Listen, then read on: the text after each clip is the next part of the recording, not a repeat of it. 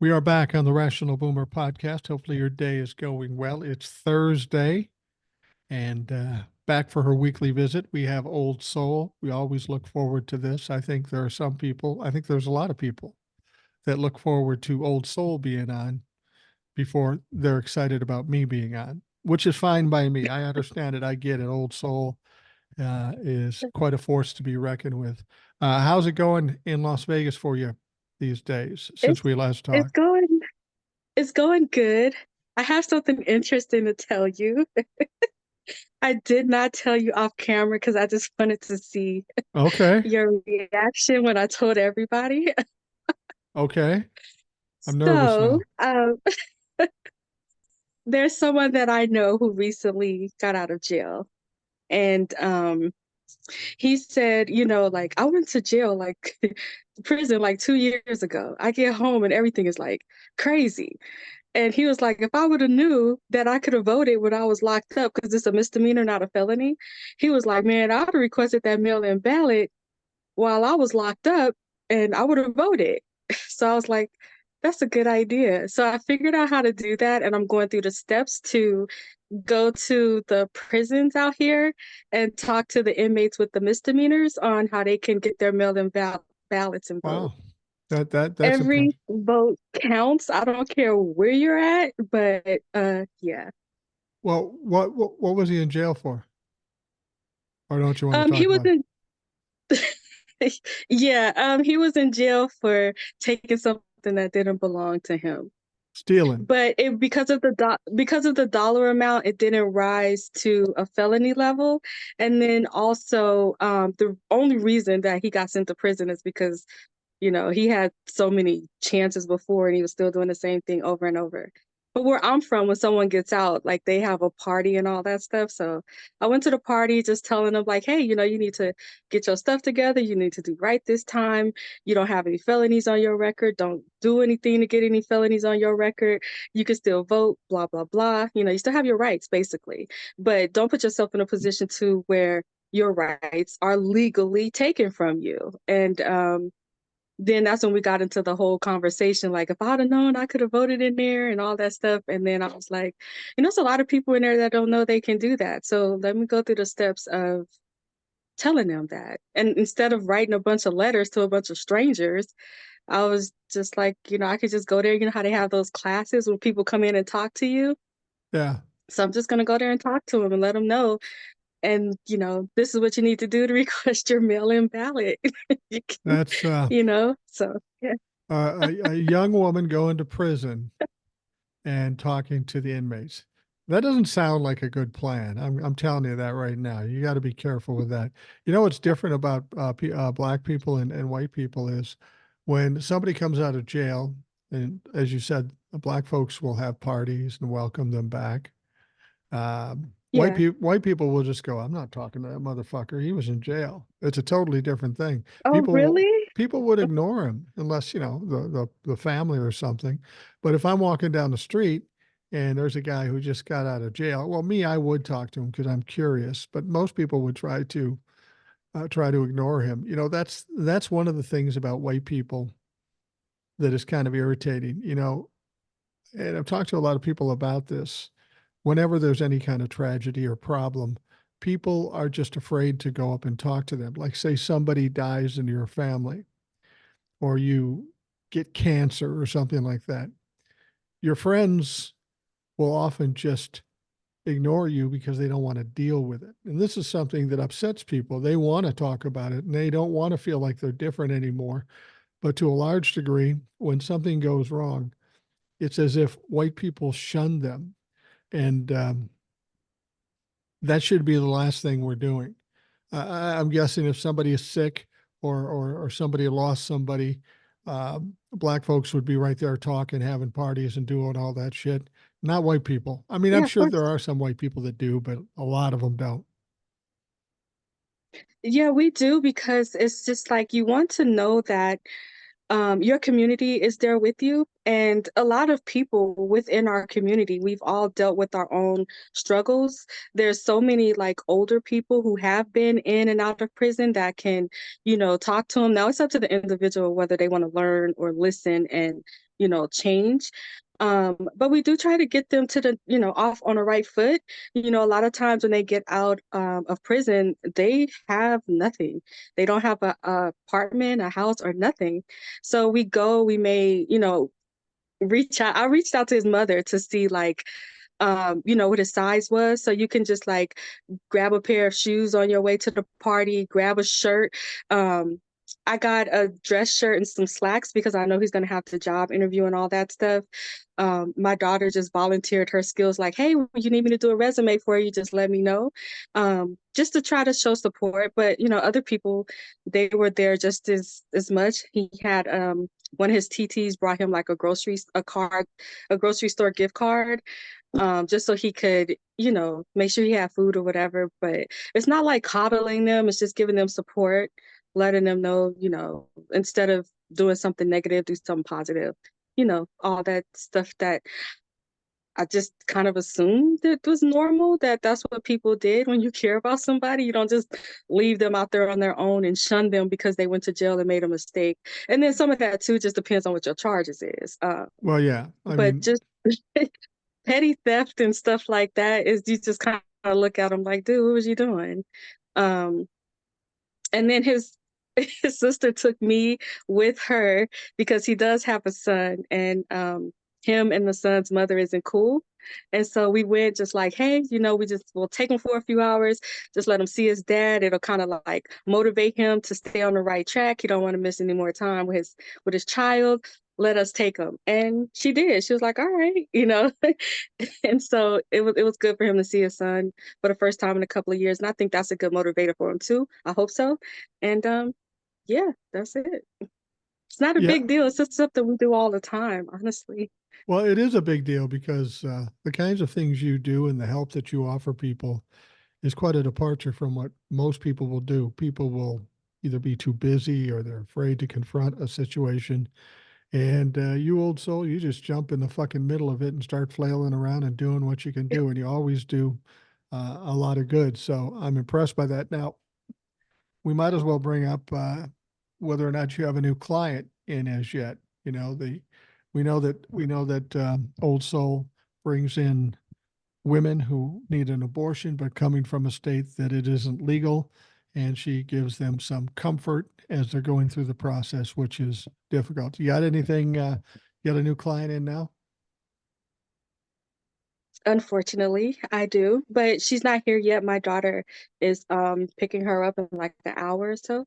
Um, I was supposed to have someone else, and I don't know how to say fortunately or unfortunately, but um, she was supposed to be okay for a few weeks, but um, she ended up miscarrying early, and it was bad enough to where the hospital was actually able to help her. They Hmm. had to go to it was crazy what she was telling me. They went from the doctor to like a higher up at the hospital, like a hospital director is what they had to go through.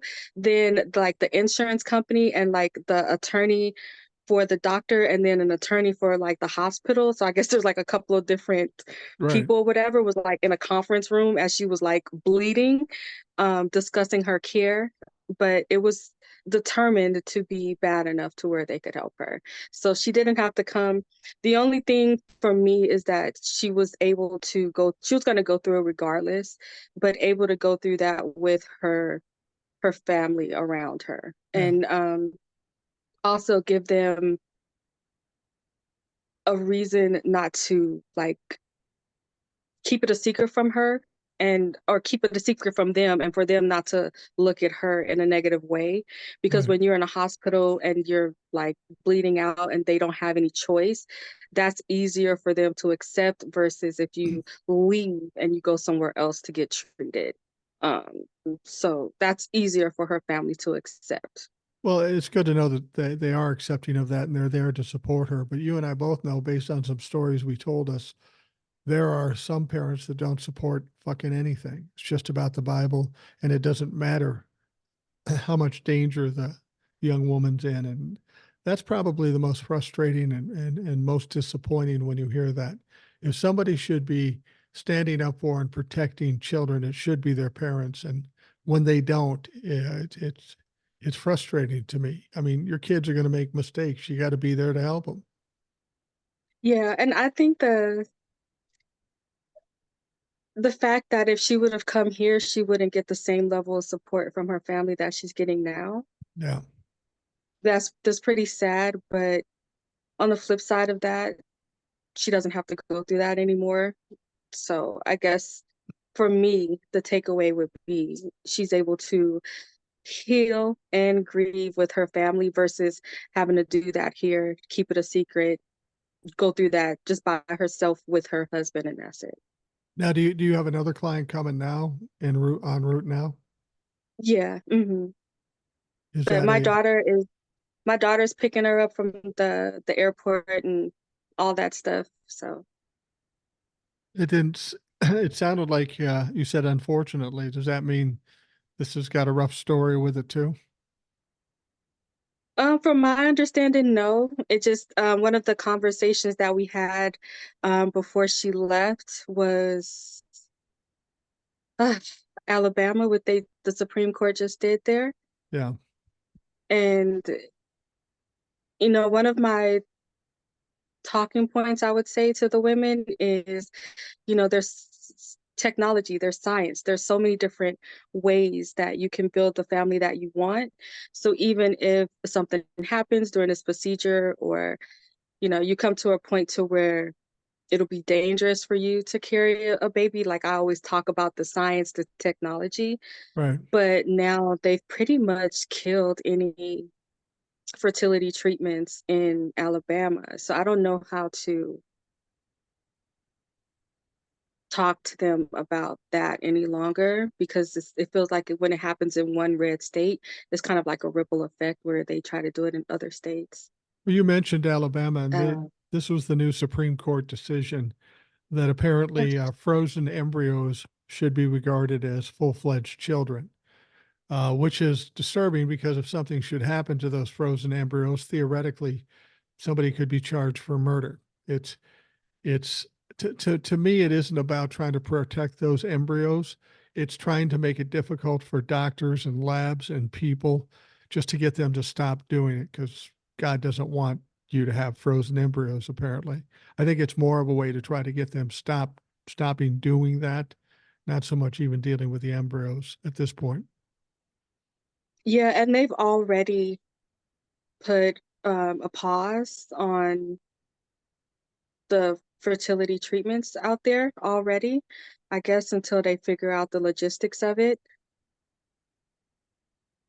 I'm pretty speechless on that. I'm pretty speechless on that right now, honestly. Well, somebody like you and that does the things you do, you've got to be totally disappointed and upset uh, with Alabama. I mean, they're pretty draconian in the things they're doing. Not to say that Texas and some of these others aren't either, but that just seems. I mean, it's not a surprise that Alabama is number 44th in education and 44th in healthcare. It's a shitty state to go to if you want to be educated or if you want to be taken care of. And now this other shit just makes it a hellhole to go to. I don't know why anybody would want to go to Alabama. Yeah, it hurts women as a whole because you have doctors. It's not just women fleeing the states for abortions. You have doctors, OB/GYNs, their APRNs, their PACs, which is basically like their support teams, just fleeing those states because there's no way you can properly do your job and help your patients there.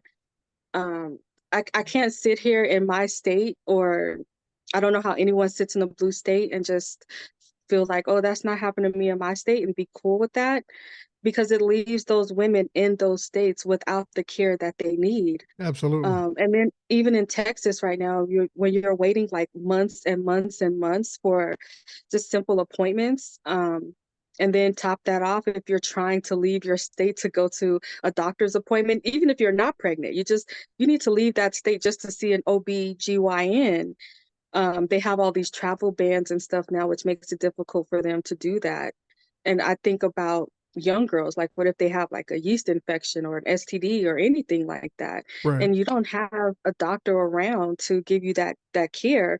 I think the only thing they can do is go to like hospitals and urgent cares, but who is paying those bills when you force these people to do that? Yeah. And then when you do have hospitals, they're like so far away. It's pretty difficult to get there. And when you do get there, they're charging, you know how hospital prices are crazy Right. for something that you could do with a simple copay inside of a doctor's office. So it's I don't know how to explain that, because I do know several women from Alabama, and I know this is not a good time for them. So it makes me sad to know what they're dealing with right now. Well, there's a lot of people, a lot of doctors actually, as you said, leaving states, not only because it's more difficult for them, but they can literally be charged with a crime and go to jail. We're Yeah. just trying to Hmm. do the best they can to keep somebody safe and healthy. And that really makes it very difficult for doctors. It goes against the Hippocratic Oath because the state Yeah. decides we're going to punish people for actually trying to taking care of folks. Do you think that'll have an impact on some of these states when all these doctors leave? What are they going to do then? I mean, they may never admit that they were wrong, but they're going to have a big problem when all these doctors leave their states. Politicians, no. I don't think they care. Yeah, People with money, no. I don't think they really care either one. I don't want to generalize all people with money, because we do have a lot of philanthropists out there and people who do care and people who do help. Um, but people who do have means to go and get the services that they need, it doesn't really affect them like that. I do think that it's up to the middle class and lower right. to make sure that you are voting these people out of office, because I mean, you can allow them to tell you that everything that's wrong is a Democrat's fault, right?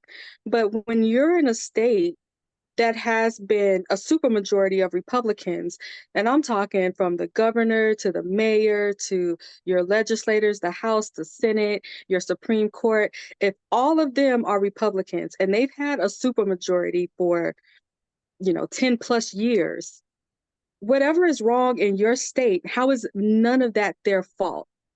It's Yeah, all a Democrat's fault somehow, So it's just kind of like when people, they really do need to wake up and look at their local elections and the people that they are voting for, and they have to want the change and they have to push for that.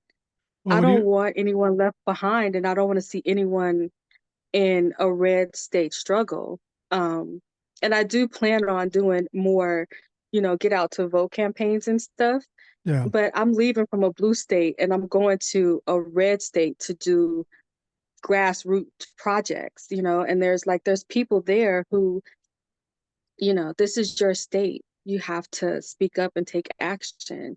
I'm glad to do it and help empower people, but at the same time, you've got to be tired of this, because I'm going to leave and come back here. You're right. still going to be there dealing with the aftermath of voting decisions in your state.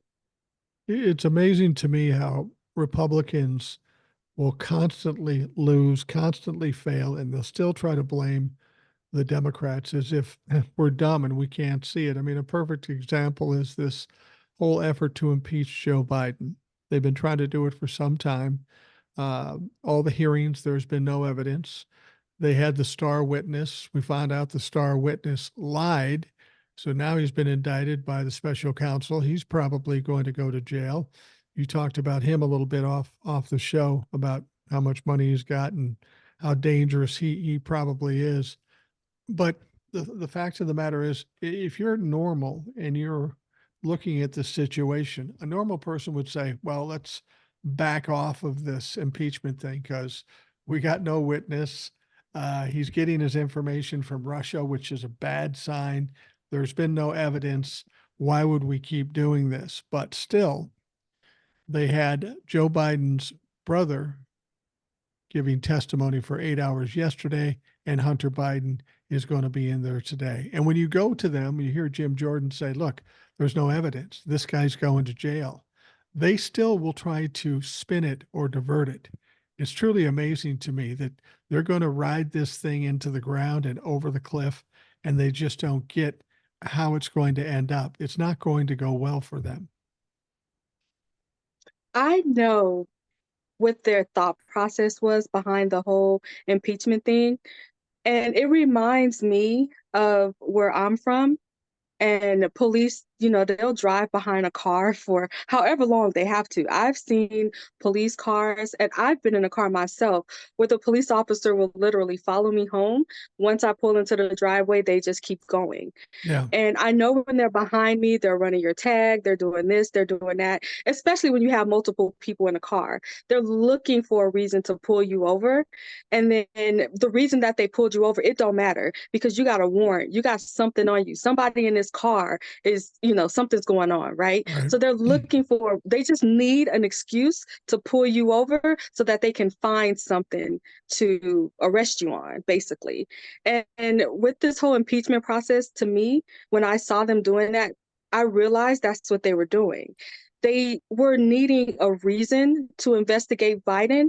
The whatever reason they came up with as to why they were going to investigate him, it didn't matter because whatever dirt it was that they were going to find or overturn or whatever, they were going to take that and run with it. So the lead doesn't matter. What they uncover is what's going to matter. Where they didn't realize is there's no dirt there, you know?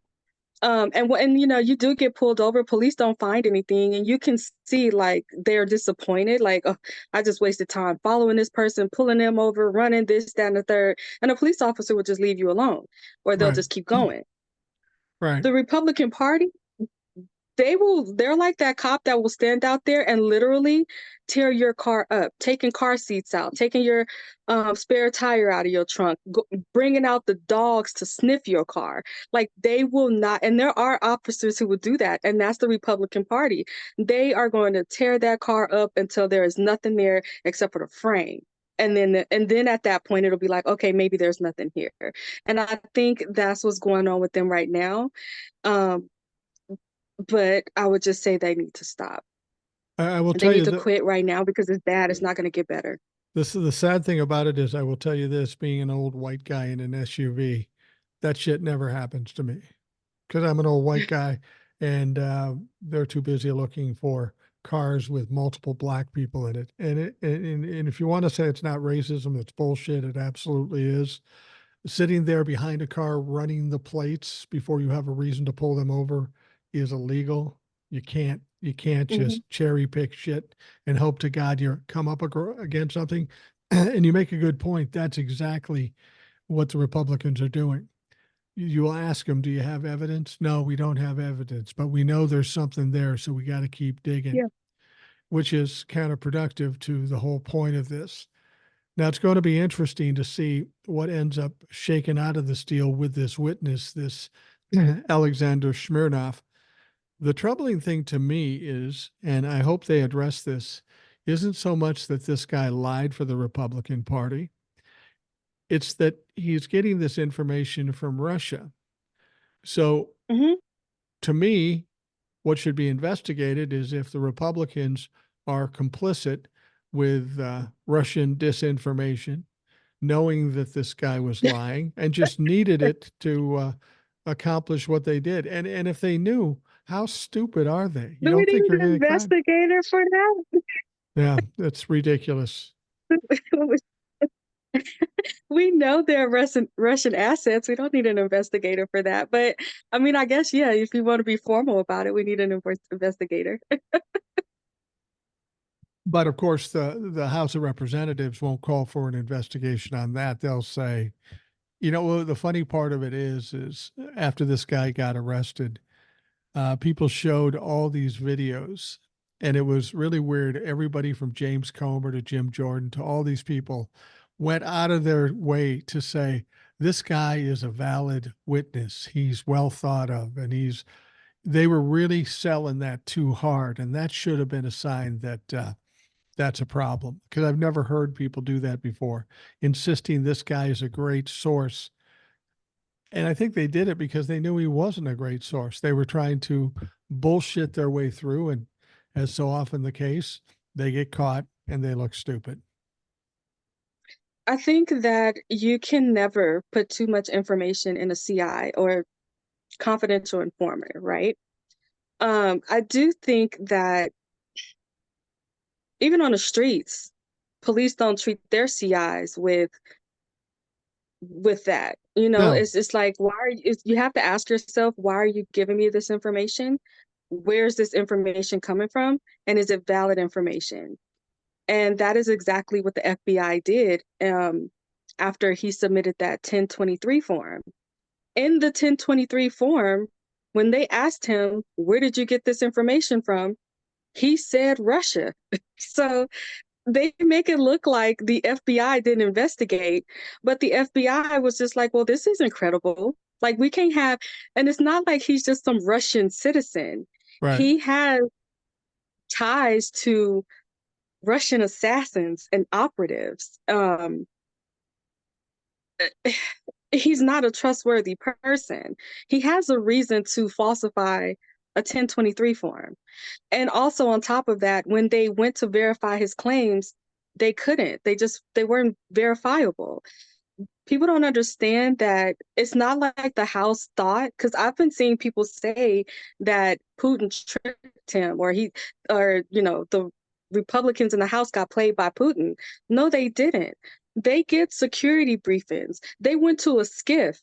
Marjorie Taylor Greene came out of the skiff on national television and talked about what she read inside the skiff. Right. They knew it was in the 1023. They knew why the FBI said he wasn't trustworthy, and they knew there was no there there. They knew that. They knew that in 2018. They knew that in 2019, because when they were investigating these allegations, it was under the Trump's administration. If the Trump administration said, hey, Biden and Hunter, they didn't do anything, you need to like figure out something else to talk about. Right. So they knew this the whole time. They just did it because they figured like we need a reason to investigate Biden. When we find that reason, the initial lead doesn't matter at all to us, because the dirt that we dig up, that's what everybody's going to be focused on. There was no dirt to dig up. So I don't know at what point they went to this lying and all this extra stuff that they were doing. I don't know at what point that switched for them, but somewhere along the line they just took the investigation and turned it into a clown show. Well, Um, they the, try to suggest that this 10 through 23 form was absolute evidence, and the 1023 form is little more than a tip sheet. Somebody says, "I heard this, I got this, look into this." There is no yeah, facts, no evidence in a 1023 document, but that's how they did it. I think the Republicans, when it came to this witness in the 1023, they didn't care what it said or the validity of what it said. They just needed it to say what they wanted to hear so that they could support their bullshit. And they hoped that no one would catch on, which is ironic because the Republicans continually fail, continually get exposed, and they keep doing it. I don't understand how there are no lessons learned. You fucked up, so you just do it again. It's amazing to me. That tells me we're talking about desperation. We've got all this stuff against Donald Trump and the Republicans, and they're looking for anything. Let's impeach Mayorkas. Let's try to impeach Joe Biden. Even if we don't impeach him, we'll be talking about it, and people have it in their minds. These people are scraping for anything to discount, discredit Joe Biden, and it's just not working. they should feel very comfortable scraping the bottom of the barrel, because these are bottom feeders. These are people from the bottom of the barrel. So Right. they're comfortable with what they're doing. I saw Jim Jordan give an interview, and he said that regardless of the 1023 form, Hunter Biden was not. I'm so sorry. This is like, it's so, Stupid. the projection and the hypocrisy is so hilarious on this point. He said that Hunter Biden made $1 million a year at Burisma, and he wasn't qualified to sit on that board. Who are you to talk about qualifications, sir? Mister, I've been in Congress for how long? Not a single bill, not a co-sponsor on a bill. The only bill that you know is from the electric company bill. Mr. Jim, I don't report sex crimes, Jordan. has the nerve to sit there and say who is qualified to do what job where when Hunter Biden actually graduated and got his law license and you didn't? Right, right. I don't understand how he sat there with a straight face to a reporter and said Hunter Biden was not qualified to do that. I really do think that, well, I don't think, I know these people, they know for a fact that their base is just absolutely dead brain and it doesn't matter. And Right. they're so comfortable just getting on television saying whatever it is that they want to say because they know the people that they're talking to. Honestly, they don't care. They're just looking for a reason to say what it is that they want to say. And the Republican Party has given them that reason to say these things and has given them permission to be as horrible of a person as you can be. Well, if you want to You know, talk but about if you want to talk about somebody who's not qualified for a job, it would be their Lord and Savior, Donald Trump. He was there 4 years and clearly right? he was lost. He didn't know how to do this. And to this day, he's talking about shit that makes no sense because he's just not qualified to be in the White House. He's not qualified to be in the House of Representatives, but still they Well, support apparently him. Jim Jordan thinks he is because he only supports people who are qualified now. Well, that's the point. And you've got Donald Trump. We heard this story about Alexei Navalny, who was murdered Oh yeah, by how sad.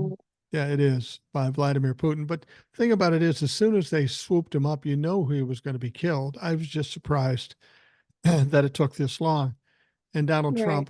Donald Trump can't empathize with anybody. Everything he does ultimately comes back to him.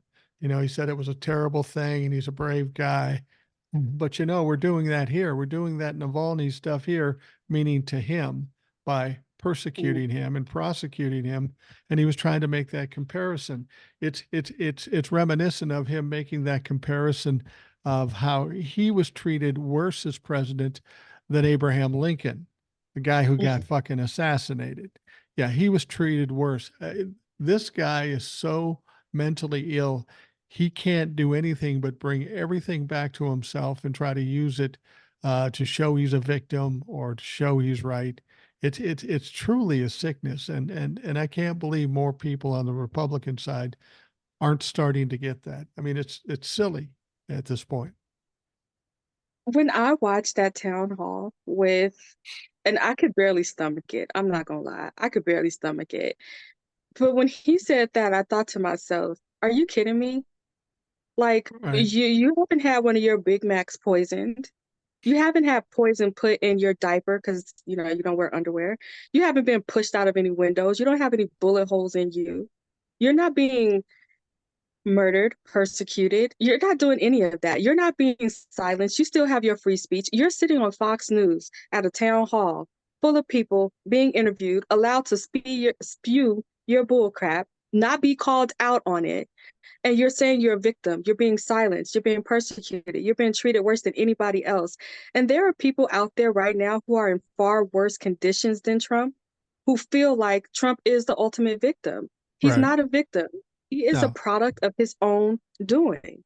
no. He literally could have done anything and been anyone in this world. He chose not to. That's on him. He chose to commit crimes. He's going to be held accountable for that, just like you or I would. That's Yeah. crazy. Well, Absolutely crazy. that's the interesting thing where he always says, if they can do this to me, they can do it to you.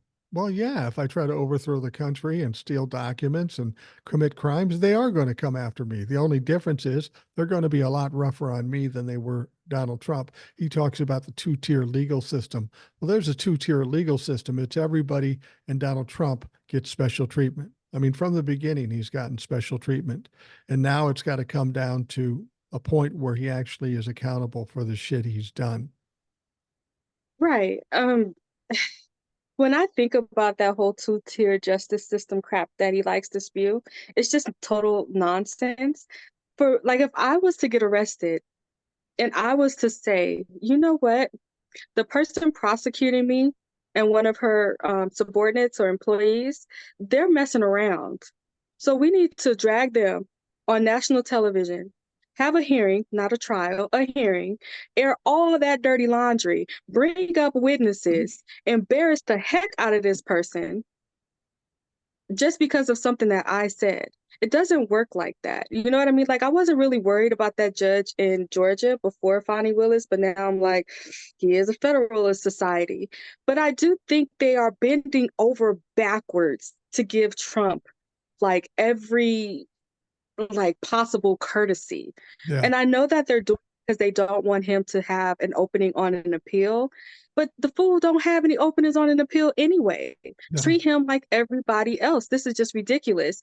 And there are lines that need to be drawn, such as threatening judges, threatening prosecutors, threatening witnesses. These are all lines that are not blurred. These are lines that clearly everyone can see. And he doesn't step on the line. He steps over him. He hops over him. He jumps over him. Like, that's the only activity that he does all day is just jumping over lines. It's insane to me how friendly the judicial system is being to Trump, even if he has money. You know, when Right. you look at like Madoff and all these other powerful people that went down, they had privilege and they were not treated as well as Donald Trump is. I don't want to hear anything about him being treated worse than anybody. Like, there's nobody that he's treated worse than. Nobody. Well, Nobody. and the thing about it is one of the reasons they do that is because for whatever reason, from Merrick Garland down to the federal judges, they're terrified of the court of public opinion. Unlike Bernie Madoff, Donald Trump has a huge platform. All he has to do is tweet something out or through social something out, and it causes an uproar. And these people are half stepping, as they say, around this to try to avoid some kind of bullshit that might come around it. And I think that's finally going to come to an end. Once Donald Trump starts losing, the momentum will build and people will go, fuck it. I mean, like for example, when he lost this money in the Letitia James thing, by the time it's all said and done, he's got to come up with $500 million. And there is no delay on it. He's got to do that in the next couple of weeks. And what I was interested to hear is Letitia James when she said, well, if he doesn't pay it, we're going to start season shit. And that's when Donald Trump will be freaking out because he likes to be in control, but he's not in control of his companies. He can't sell stuff off the way he wants to sell it off. The receiver is going to be selling things at fire sales so they can satisfy whatever debt Donald Trump is is going to have to deal with. And when that all comes to pass, I think in his mind, he thinks he's still going to get out of it. But when it finally hits and his shit like Trump Tower and 40 Wall Street, when they start going away, you're going to see him lose his shit and he's going to make some mistakes. And that's when the avalanche starts with people just saying, fuck it. He's a wounded animal. We're just going to do whatever we want to him. Yeah, and you know what? I know that he is sitting somewhere kicking himself because he always goes after Letitia James for losing her election, right? And it's just like I bet he wishes that she would have won that election Yeah. because she would have been able to like come after him so hard. She is like one of those women, her and Fonnie Willis, that my grandmother would be like, "Oh, that's a bad mamma jamma right there," because like it's a case right now that's not getting a lot of attention for her, but she's like taking down the NRA too. So Yeah. Yeah. Yeah. it's Yeah. not like it's not like it's just Trump. She is handling her business. And when she stood on stage and she said it, I have no problem. He got 30 days. And then at the end of that 30 days, I want my money. Yeah. I felt that. And one thing I did like that she said was, white collar crime, what Trump did, is not a victimless crime. Because what it does is it takes away resources from regular people who actually need those resources. Right. So this is not a victimless crime. He needs to be held accountable. And we need to show other people like him that this is not acceptable, not in New York or anywhere else. And it's so crazy that they think that, this is somehow going to bankrupt New York. Get out of here. It's kind of along the Go same somewhere, lines. sir. It's along the same lines with all these truckers saying, "Yeah, we're not going to go into New York. We're going to bring New York to its knees." Now they've said that before in other situations, and every time they failed. The Yeah. guy who came out and was ranting, he got slapped a little bit and he backed down of it. But I haven't heard any major problems with trucks going into New York this week, and it was supposed to happen starting Monday. So they fucking lose again. Um, Yeah, the guy who tried to start the whole trucker boycott thing, Chicago Ray. from what I could see from him was his employer got wind of the video and had a Yeah. conversation with him, like, okay, you're gonna be boycotting what? And his tone completely changed. He walked it back, and it's just like you did all of that just to get views on social media. You Yeah. know you don't have any pull. You knew that your manager would care. You know that and it's crazy, you are a blue collar worker and you are getting ready to lose your job, your livelihood over someone who you think is a billionaire and a fool probably donated to Trump's GoFundMe. Yeah. It's like, I don't understand why you are in a truck right now working as you make this video, going to bat for a billionaire Right. because he took away resources from your blue collar workers. I Yeah. don't understand what the brain deadness is, but it is completely oozing out of their ears at this point. It's just a matter. The only way it can be explained is a cult of personality. I mean, logic and intelligence would tell you this is a bad bet, but they they they made that bet for whatever reason. This guy didn't count on the fact that this might be a problem for his employer, because if he doesn't go to New York, they don't make money, and somebody else will come in and take the business. No owner of a company is going to jump on board with that. They're just not going to do it. But that's what Trumplifucks do. And it's all about the bullying tactic. They'll come out and they'll make serious threats, thinking in their mind that people will back down. And then when they don't back down, they go, fuck, now what do I do? I talk too loud and too much bullshit. Now I got to back it up and I can't. This seems to be the common thing with Donald Trump on down to the Trumplifucks. They're always making these threats. We're going to boycott New York, or there's going to be a civil war. There's going to be all these people at the indictment. None of it ever happens. None of it ever happens. They're just talking bullshit, and they're hoping against hope that people will curl up in the corner and be afraid. But fact is, nobody's afraid anymore because they continue to lose.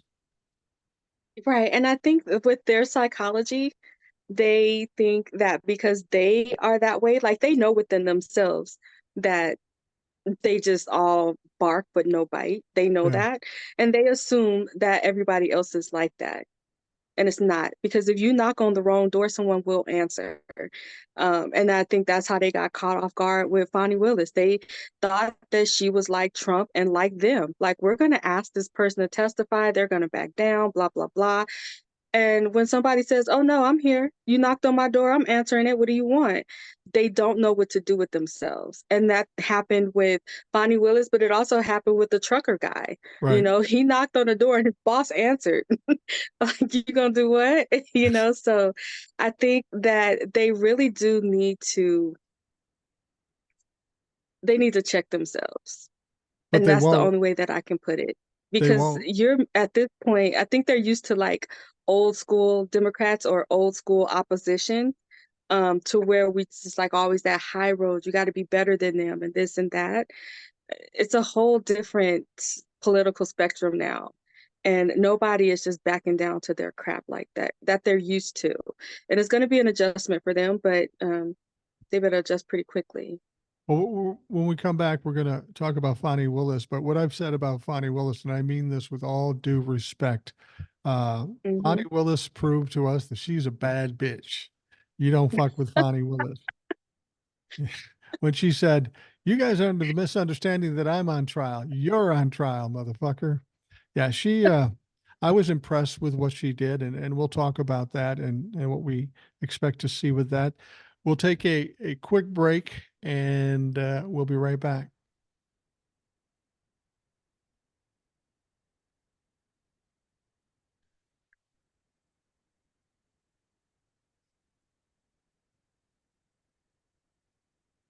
We're back on the Rational Boomer podcast. It is Thursday, and old soul is with us today. It's always great to hear from her. She makes me look smart, and that's saying something.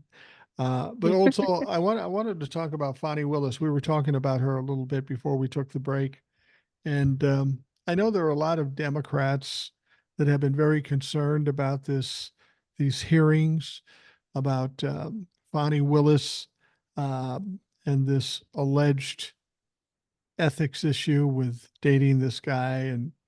And as I said, she's proved to be a formidable force. She's not taking shit from anybody.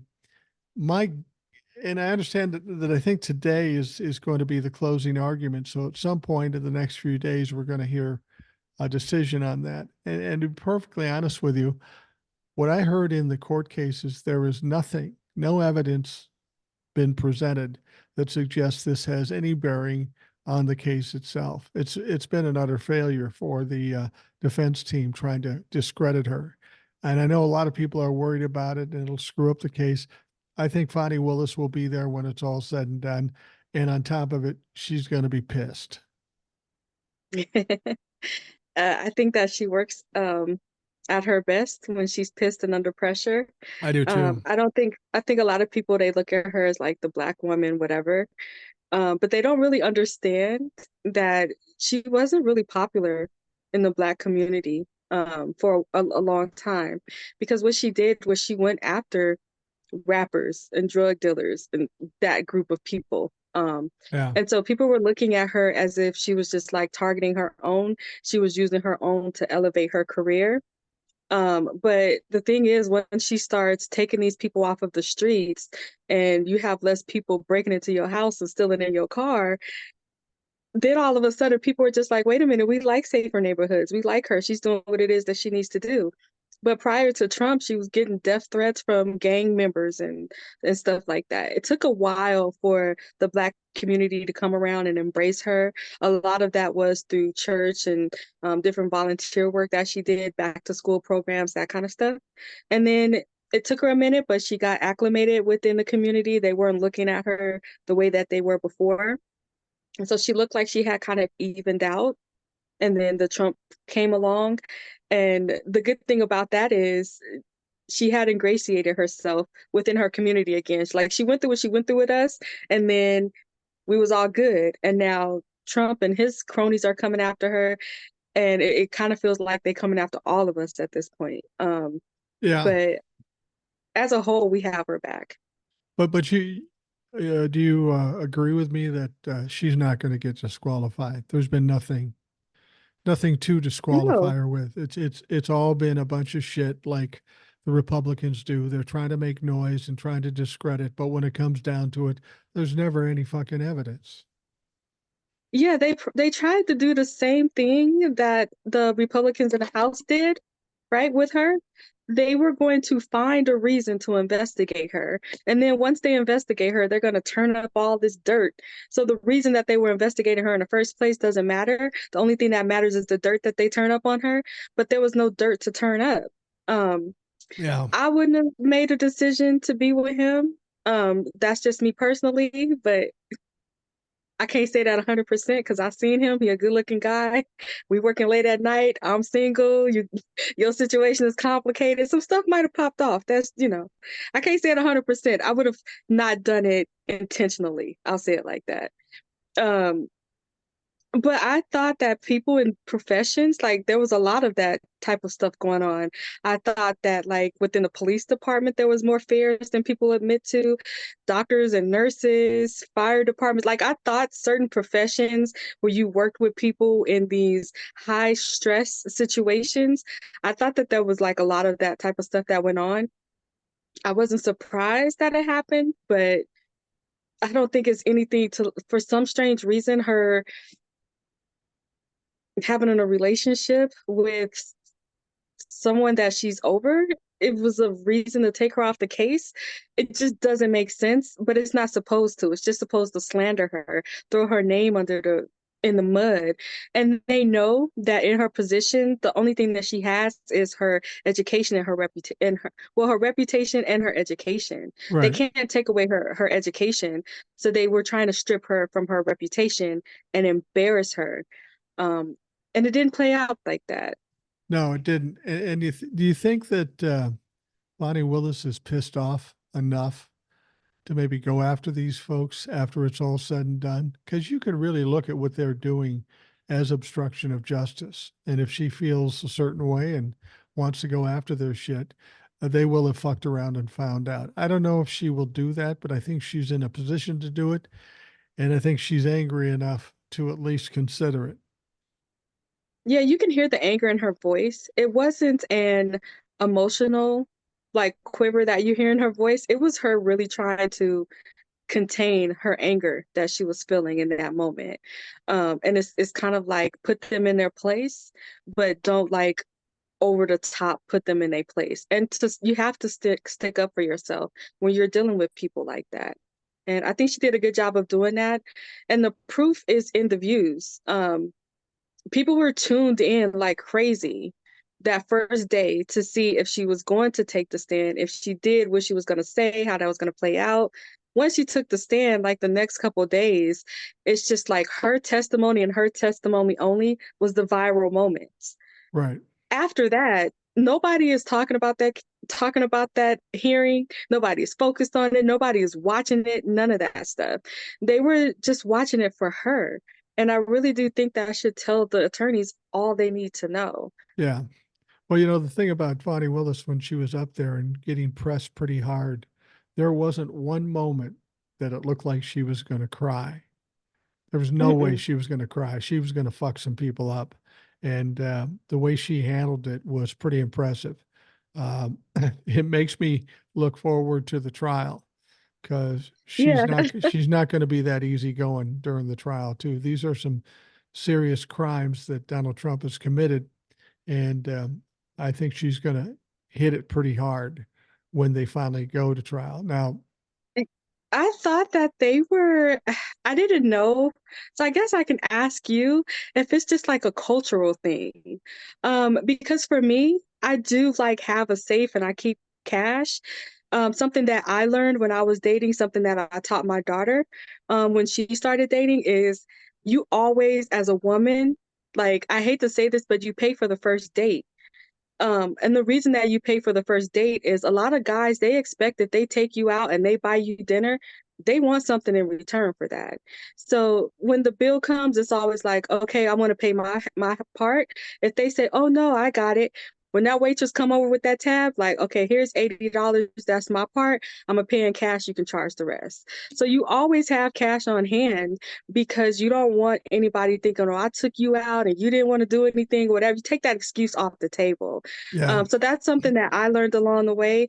My grandmother would always say, make sure you got your sock money, which is like for her, you keep like $100 in your sock drawer type stuff. So that's something that I've always done, something I was always taught to do. I know with my nieces, my brother always tell them the same thing. Like, don't let a man pay your way. If y'all a couple, y'all dating, that's different. But, just like going out with somebody like that, no, you need to pay your way. You don't want a man holding something over your head, what they did for you, where they took you, and all that other kind of stuff. Like, no, you get your money and you give it to them. Like, I'm paying my part. So it was just weird to me. And I have a friend, she's Asian, and what did she tell me it was called? Some kind of stash that they call it in her culture. I'll have to ask her again. really. But I was like, okay, so me as a black woman, her as an Asian woman, she always, keeps cash on her too.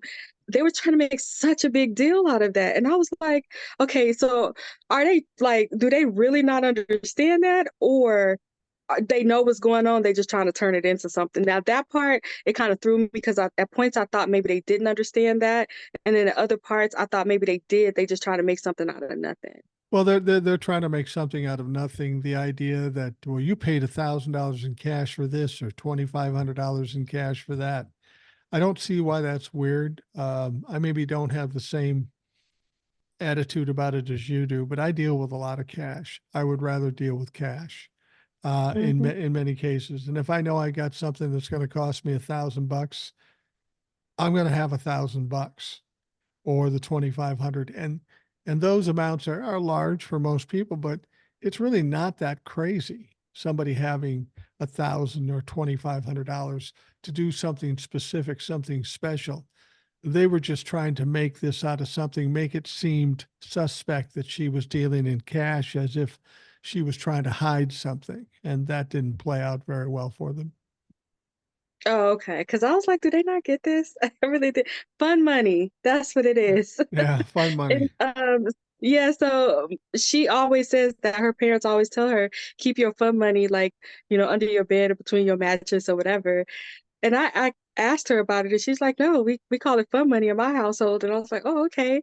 Um, my daughter asked her boyfriend, and he was like, "Oh, the petty cash that we keep at home?" I'm like, "No wonder they have home invasions, like, they know people got cash up in there." Yeah. My I didn't my my mother-in-law, when my father-in-law died, whenever they got paid, they kept cash on hand. And when I heard about that, she was in the process of dying. And my wife said, well, she's got some cash stashed someplace. So I'm looking around because, you got an elderly woman who who is not doing well, probably on the verge of dying. And if anybody finds out that there is cash in the house, that's like a sign, please break in and take my shit. So I did some looking around, and every time they got paid, they put an envelope and they'd put this money away. I found in a closet, the front closet, a paper bag with just stacks and stacks of these envelopes with money in it. And when we pulled it out, we counted it. It was close to 100 grand in cash just Yeah, sitting there. I'm going, fuck's mhm. sake, Cindy. We got to do something with this. We need to put it in the bank or in a box or whatever. A PO box, not a lock box. We got to do something with it. Take it to the post office and put it in one of those security boxes. And my wife said, well, only people who could steal it are my sister and my brother. And I go, yeah, I know. Don't leave that kind of temptation to people. So we didn't do it. A few days later, we came back. The bag and the money was gone, and No, nobody knew what happened. Now it could have only been two no people because it wasn't way. us. I told her, I said we need to take this and put it in a box at the post office or the bank, and just keep it safe. But of course, Oh, one of the other two took it, and God knows what they did with it, and acted like they never saw it. We know who took it. It was one of those two. And I told my wife, I said, let's go after him. And she didn't want to. And I said, yeah. okay, whatever we're going to do. But that's a big temptation for a lot of people. You got to be careful how much cash you leave around and who knows about it. Because, you get somebody who's in a desperate situation and think, well, I'll just take 10 grand and I'll put it back, and then never do. You just don't leave that temptation out there, because there's always somebody that's going to grab it and then act like nothing happened. And so that was a lesson learned by my wife and my mother-in-law. But the whole idea of having cash, I do all the time, and so does my wife. In fact, we go places sometimes and we have cash, and people look at us weird. Why do you have cash? Why don't you just put it on the card? I said, well, we can put it on the card, but something wrong with cash. And some people really get weird about paying things in cash, especially if it's a sizable amount, say 3, 4, $500. They look at you. Why do you have this much cash? Like it's sinister, but it's not. I just prefer cash. There's something I learned when I was in business. Old man told me, he says, what you need to know is cash is king. You got cash, you got the control. And I always keep cash. That's why I thought it was weird that they were trying to make a big thing out of it. They were just trying to come up with anything to make her look bad, and none of it worked. Yeah, when I was, because you have to have your exit strategy when you're leaving an abusive relationship. And so when I was going to, my mother was in prison at the time, and I went to visit her. Of course, I was taking my daughter to visit her, and I was telling her like I'm gonna leave, and I was telling her what was going on, and she told me, she said, buy some curtains. And I was like, buy some curtains? Like, why would I buy curtains? And she did. She said, buy curtains, buy them a little too long or hang them long. And then at the bottom of the curtain, you know how you have that hem at the bottom? She said, just hem it up, and then you can just take your money and lie it in the hem of the curtain at the bottom. She's like, he'll be sitting there looking at the money, and you won't even know. He won't even know that it's there. And so that's what I started doing when I was squandering away money. I would just take like the hem of the curtain and just like line the money around the hem of the curtains, and that's how I saved my money. So I wouldn't be caught with the cash on me, but I was still saving money. I didn't have to worry about him finding like a debit card or anything like that. Um, and so that's what I did. You never know the situation that you're going to be in where you're going to need to store away cash, keep cash, whatever. Yeah. So that's what I did. I just didn't think it was weird that she paid him back, because I was always kind of like raised when it comes to men, if you're not in a relationship with them, that you always pay your way. And I like the way that her father explained it. When they took this 80-year-old man and put him on the stage, that was okay. But I do like the way that he explained it. I appreciated that. And then I also appreciated him standing up for her and telling everybody what she was dealing with, the death threats, the names that she was being called, having to have police outside of her house, the guy who she picked first, for her first pick to be the prosecutor, when he said, oh no, I've lived with bodyguards, I'm not trying to do that again. Right. Before she even picked Nathan Wade, it was the old white guy that she picked to be on her team because she was picking based off of experience. um but sometimes with that experience, especially if they're older, this isn't stuff that they want to go through. Like he said, I'm too old. I got my own practice, my own stuff, my own family going on. I don't have to worry about death threats and bodyguards anymore. I've been good for a while. And now Right. you want to put me on a prosecution team for Donald Trump? Like, I could just imagine what that conversation went like, get out of here. And Yeah. then I did notice when he took the stand, the level of respect that they showed this man versus how they treated Wade and how they treated Bonnie Willis. It Right. was night and day. Reminded me of like the good old boys club, Well, when well, they talked to him. I think he was a former governor too, so he's pretty established. You know, the thing about Fonnie Willis's father, he was 80 years old, but he was an attorney or is an attorney, and Hmm. he was pretty formidable too. He wasn't Yeah. doddering at all. He took it to him, Hmm. and when he started talking about all the danger that Willis was in, they didn't want to hear that. They didn't want that was going to Hmm. go against their narrative. So her But father, he got it out anyway, didn't he? he got it out anyway. Absolutely, absolutely. Um, one of the things we're waiting for too is this. There's this immunity claim that Donald Trump has. You know, he was sent back to him by the appellate court. Now he went to the Supreme Court not to appeal it yet, but to see if he could get a stay. So that's what we're waiting for now. And then Jack Smith said, look, if you're going to give him a stay or not give him a stay, you might as well decide the case too. Let's save some time and get this done. It'll be interesting to see what they say. I don't know how they can justify giving him a stay or even finding for him with this immunity thing. It would cause such a fucking bunch of havoc if they agreed with him. I just don't see any way possible that that's going to happen. It's not going to happen. I don't think that it will either. I don't know why Trump is putting his party through this. And I'm not saying the country, because he hasn't cared about the country at all. No. But I don't understand why he's putting his supporters and the Republican Party through this. I think a better defense for Trump would be, I don't know if there's like an ignorance or a stupid defense, but I guess it's insanity defense is what it could be. Yeah. Because I honestly think at this point, his lawyers have a better chance of arguing something like he didn't understand the Presidential Records Act. And then they could show all the clips of him like talking about what it's not and just make it seem like, he was just too stupid to know what he was doing. And he was too dumb to know what he was saying. He didn't really comprehend what he was reading.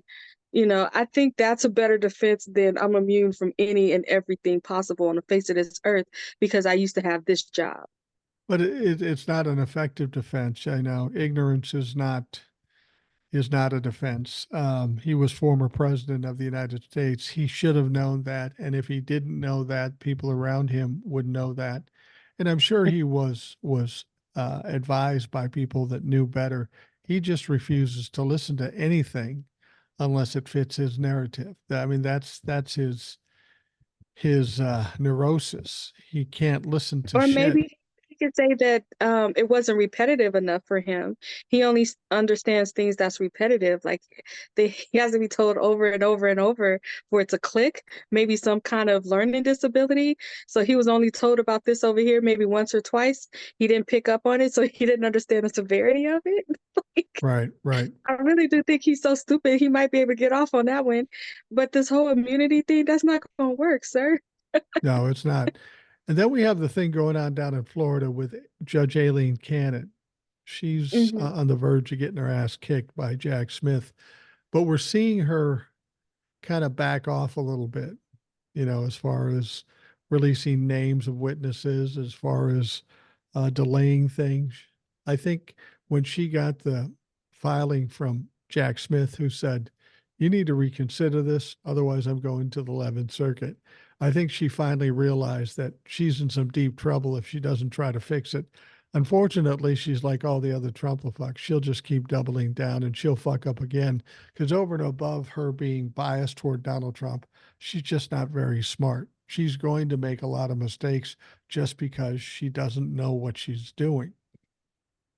I think that there's a combination of two things going on here.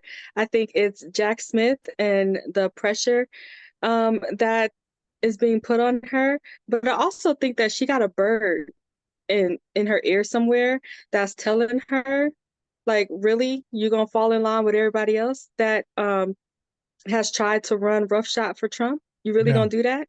So I think that could be a part of it as well. I think that it could weigh on her if her bird is a legal scholar or a different judge or jurist. That could be part of the reason as well. I don't think that is all Jack Smith, the reason that she's backing away. And I don't think that she's had any moment of clarity either. No, no, definitely not. And I don't think she's going to do a 180 enough where she's going to be Mm-mm. saved. I think Jack Smith has already decided he's going to get her kicked off. He's just biding his time for the right situation, and she's going to be gone.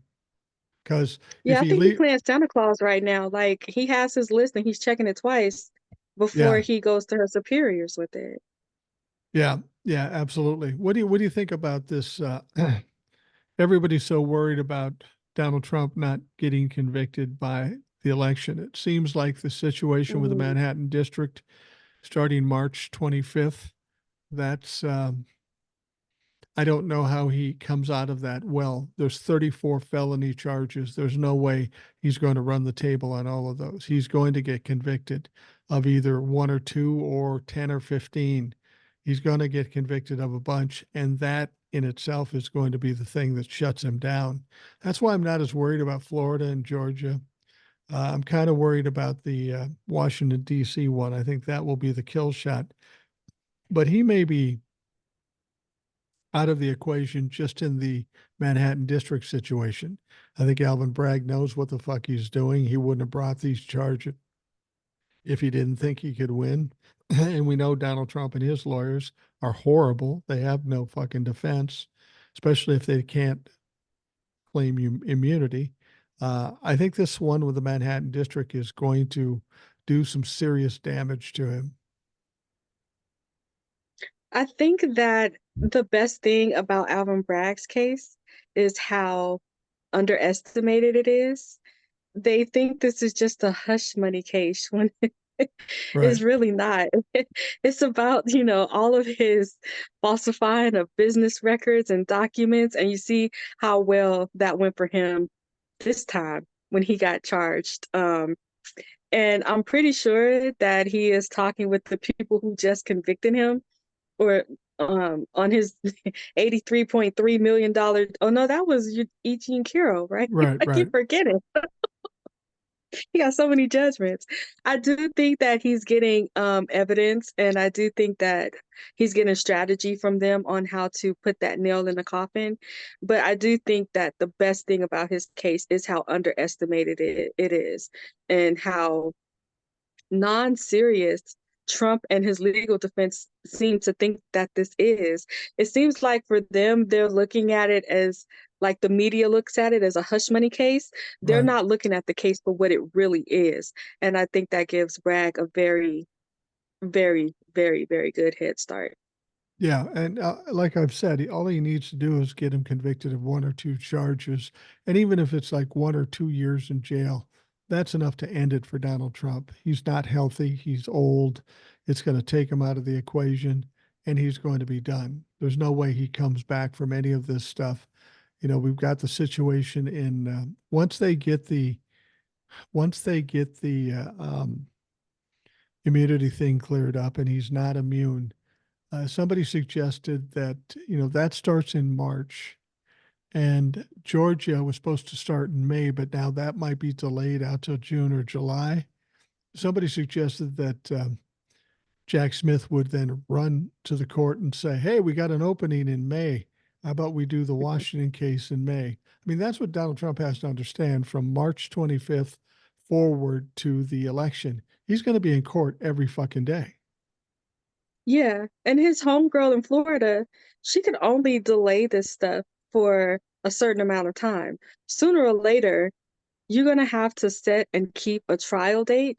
If you want to push it back and give him an opening for one of his other cases to fall into that slot, you can do that. If you want to push it back until after the election, you can do that too. There's plenty of court cases there that can occupy that time that she's Yeah. playing around with. And I think that if she keeps it, um, he's just going to get convicted sooner. I hear you say this quite frequently.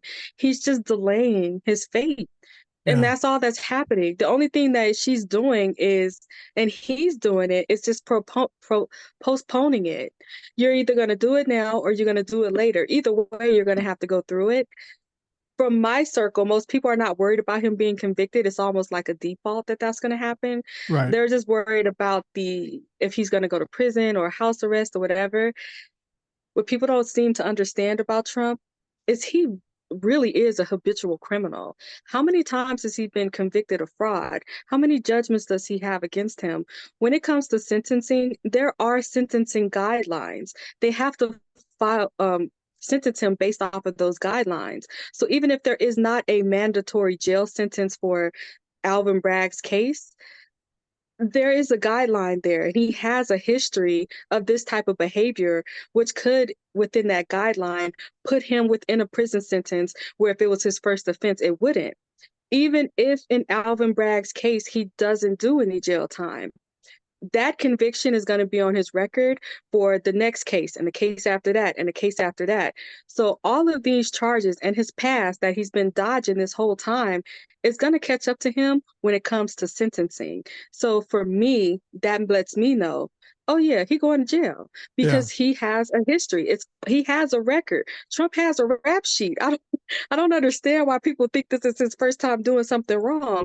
No, in his past, all of his judgments, his convictions for fraud, and his university and his charity and all this other stuff that he does, that is on his record. And all of that stuff is going to be taken into consideration when it comes times for sentencing. And some of these judges, that's just the excuse that they need to put him in jail. And I do think it's going to happen.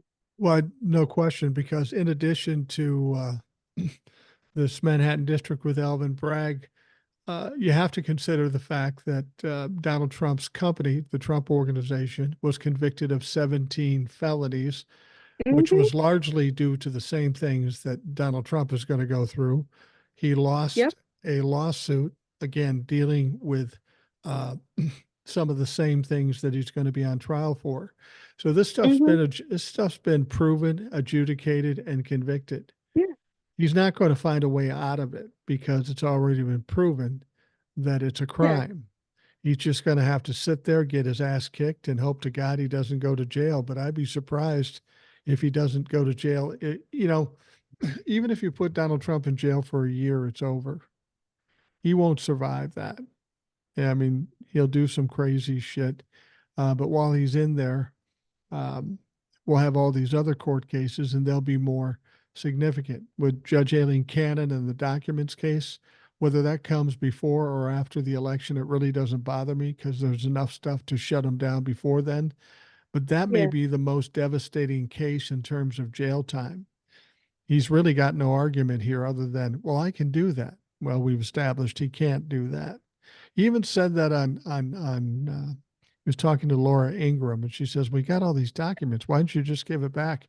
Well, I am perfectly in my rights to do that. Well, no, Donnie, you're not, and that's been established. So you can say that all you want, but you're going to fucking jail because the documents were in your house. You hid the documents, and the FBI had to come and take it from your cold, dead hands to get it out of there.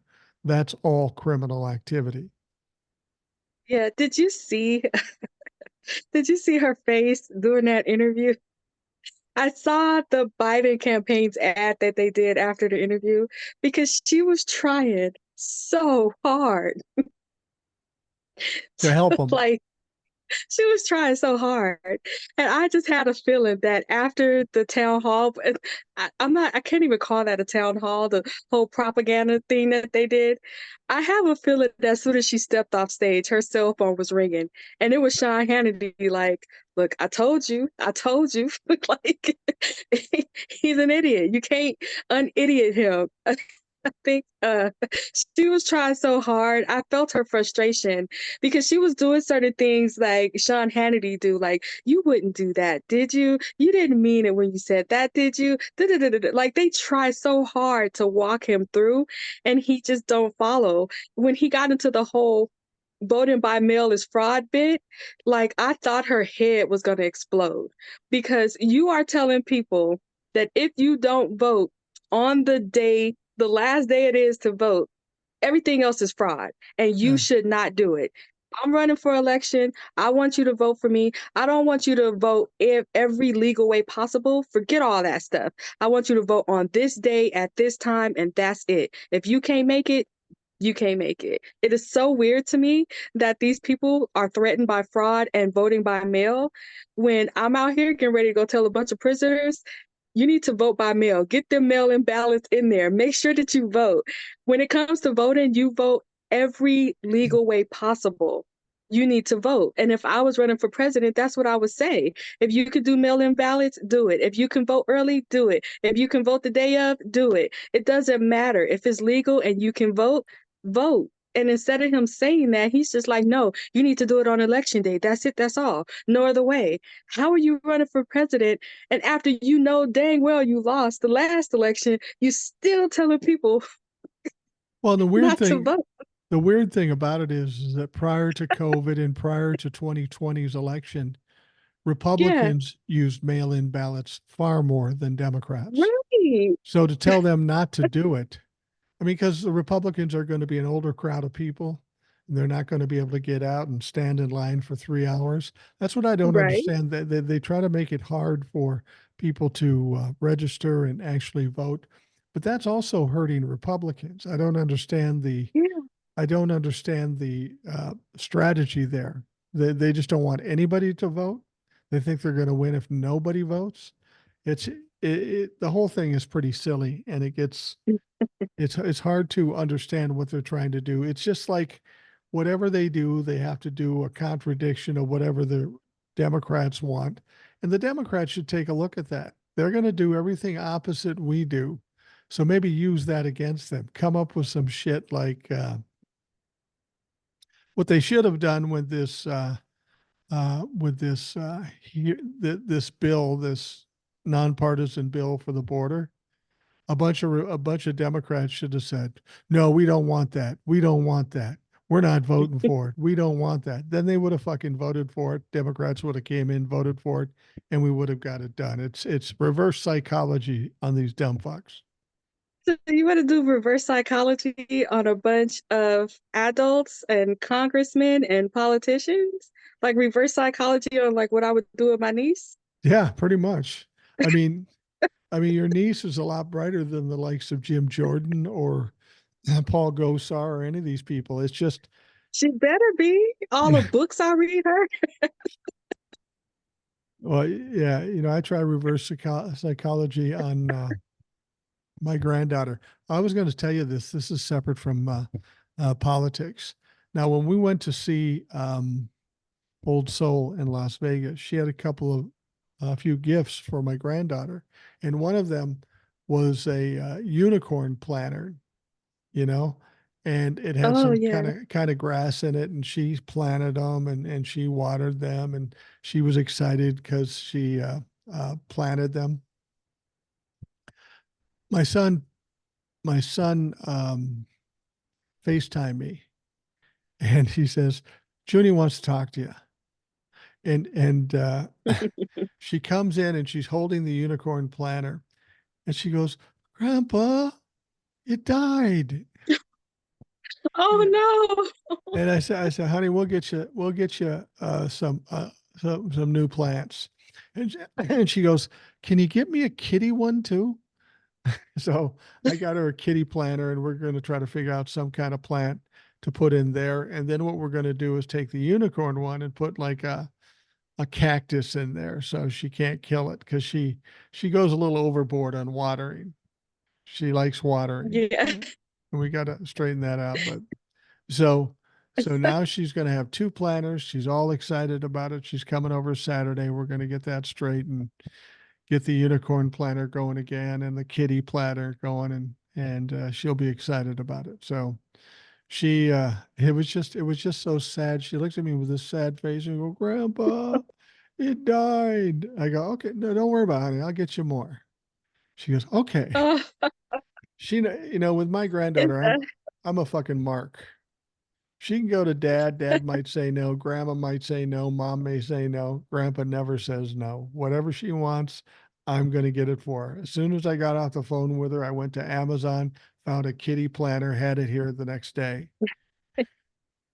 So, that is like one of my that's so cute. Is one of my favorite gifts to get to children is books and anything that they can grow yeah, themselves. So whether like, they can just get in there, they can grow, they can learn how to nurture something, take care of something, watch over something, be protective of it.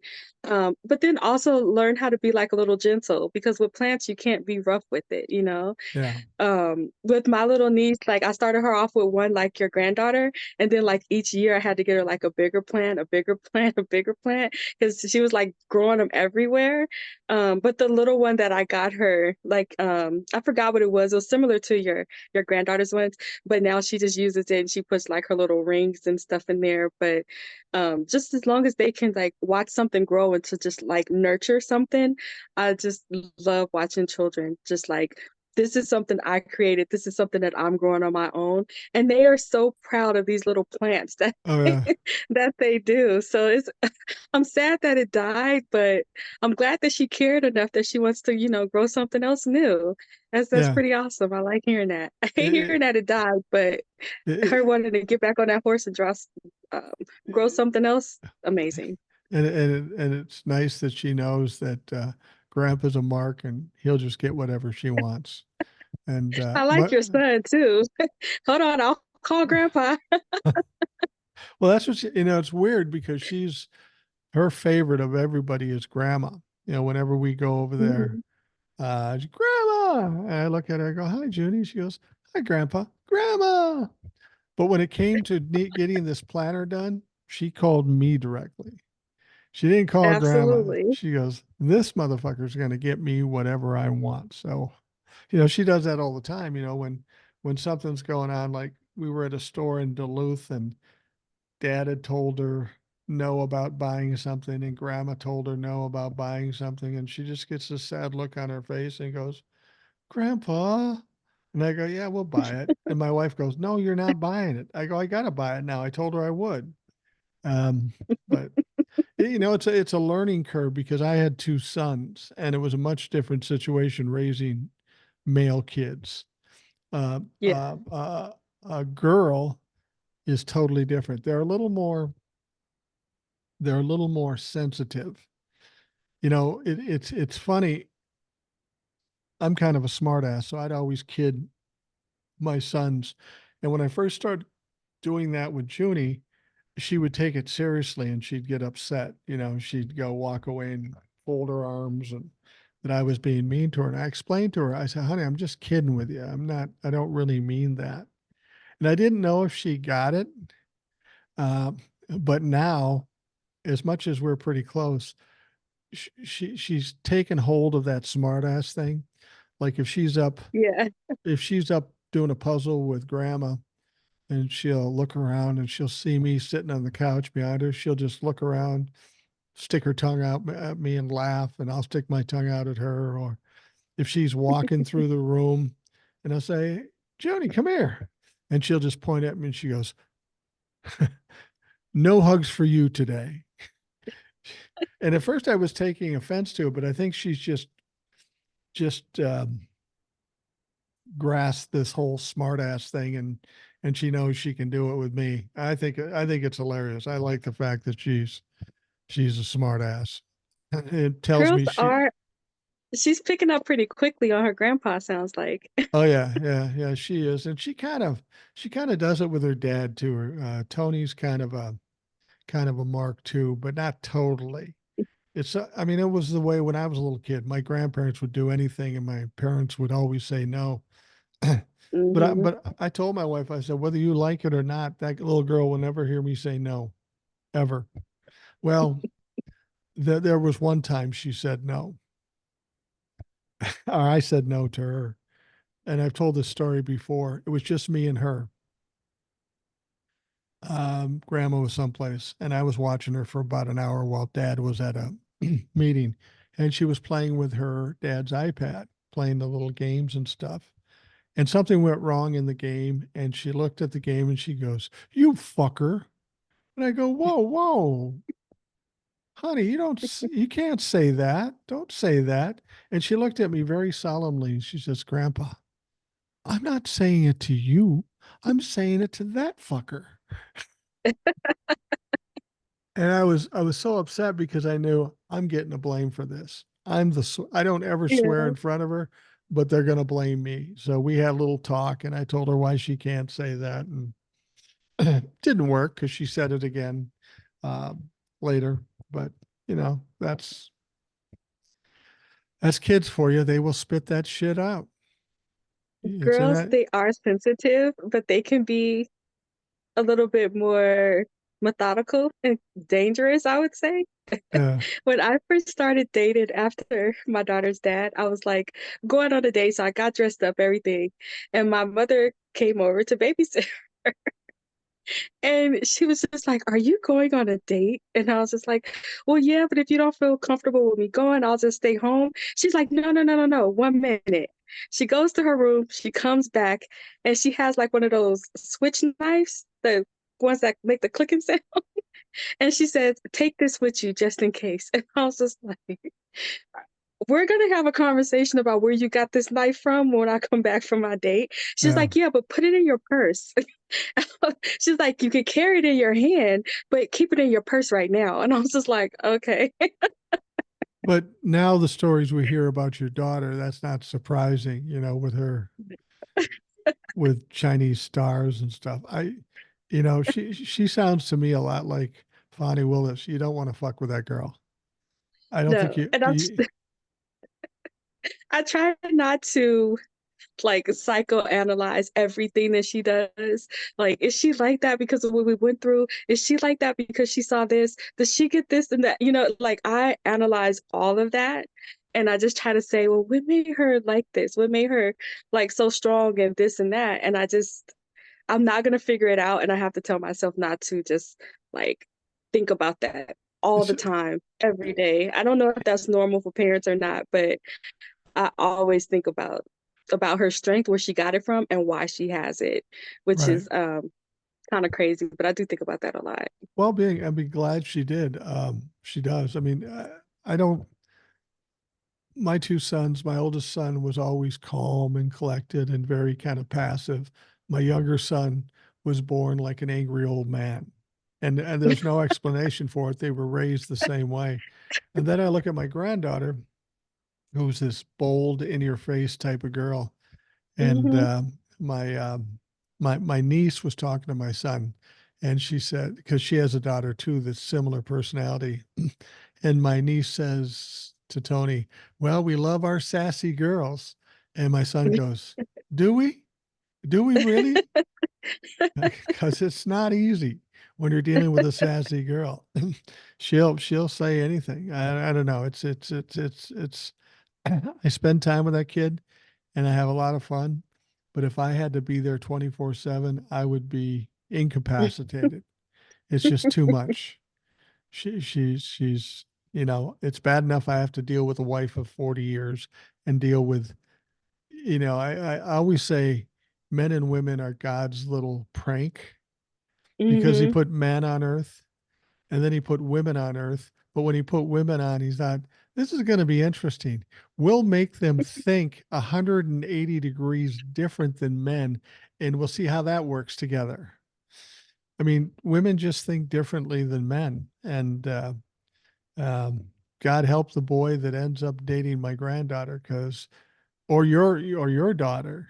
I don't know what her Hmm. boyfriend is like, but she's not a He's passive little girl. no, Zachary is very special. He's smart. He knows. I think sometimes different personalities attract for a reason, Yeah. and I think they're a good fit. They're still young. I don't know if they'll be together forever or whatever, but I do think that's a good match for her. Their personalities, it kind of meshes well. And it's been a couple of times where she's like said something, and his dad's been around, and he's like, "Son, just let that one go." And he'll just let it go. That's the key to having a lifelong relationship with a woman, any woman, especially a strong woman, like my Hmm. wife is. There comes a time, and it's hard for me, but there's comes a time when you're better off just saying nothing, just nodding your head. Even though, I mean, I've been married 40 years, and my wife will say something to me, and I go, "The fuck does that even mean? And where did that come from?" But instead of saying that, I just go, okay. It's just like I tell people, I said, I can argue with my wife, and if I lose, all cool, which I usually do lose. But on that rare occasion that I win, oh, hell no. Because then everything comes out. Every sin I committed from 1983 when we got married to this point now, 40 years later, we're going through it all. She's not going to lose this argument. She's going to bring back the past and shove it down my throat. You remember that? No, I don't remember that. She does. So, It happened on this day at this time, and I know because I was wearing a pink sweater at that time, exactly. and Well, and she always does that to me. And I'll say, "Well, you said this." "Oh, yeah? Prove it." "What was I wearing at the time? What time of day was I don't fucking know. But I know you said it. I didn't say it. When did I say it? Prove it to me. And then again, at that point, it's like, all right, you win. And I have a feeling I'm going to be doing that a lot with my granddaughter. Okay, honey, you win. That's just the best way to do it. And God help um, your your daughter's boyfriend or whoever she ends up with, because she's not going to be easy. She's just not going to be easy. she's very tough. She's Fair, but tough. She's sensitive, but it takes a minute to hit that nerve. And I get the sense with you, while you're calm and collected and sensitive and compassionate, I get the sense with you that if they wire you up a little bit, things could go south for them very quickly. You're strong enough where you're not going to just let things pass. Am I right about that? Not really, I don't. I don't.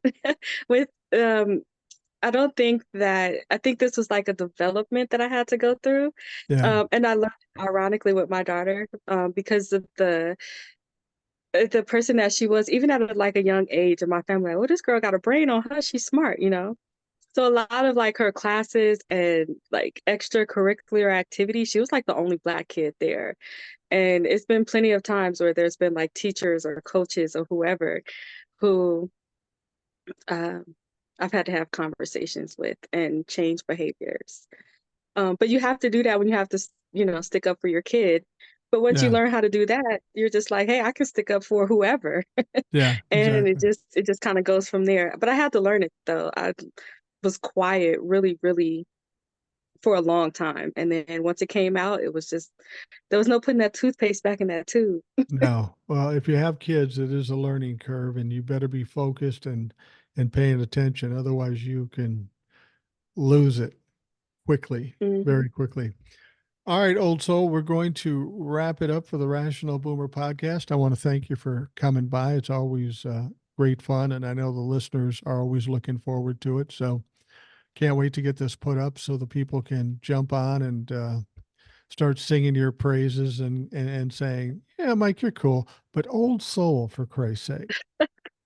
There was someone that I had a conversation with in your comment section last week.